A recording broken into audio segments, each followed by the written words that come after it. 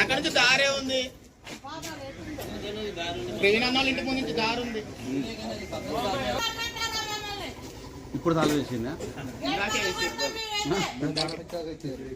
ప్రభుత్వ బీసీ మహిళా welfare school come hostel అని చెప్పేసి ఇక్కడ జ్యోతినగర్ లో ఇక్కడ జయా కాలేజీ లీజు తీసుకొని దీంట్లో నడిపిస్తున్నారు ప్రభుత్వం వారు.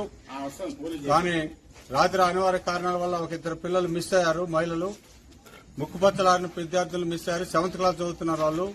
కానీ ఇప్పుడు 7 గంటలు అవుతున్నా కూడా, సమయం 11 అవుతున్నా కూడా రాత్రి వాచ్మెన్ ఇక్కడ కనీస బాధ్యత లేకుండా తాళాలు వేసుకుని మేము వచ్చి పార్టీ తరఫు నుంచి వచ్చి కూడా మేము ఇక్కడ 4 గంటల నుంచి ఇక్కడ గేట్ ఎదురు కూడా మేము పెట్టేయించినా కూడా కనీసం ఎవరు కూడా సమాధానం చెప్పే పరిస్థితి లేదు.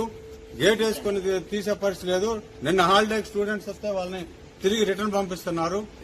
పోలీసు కూడా రాలేదు.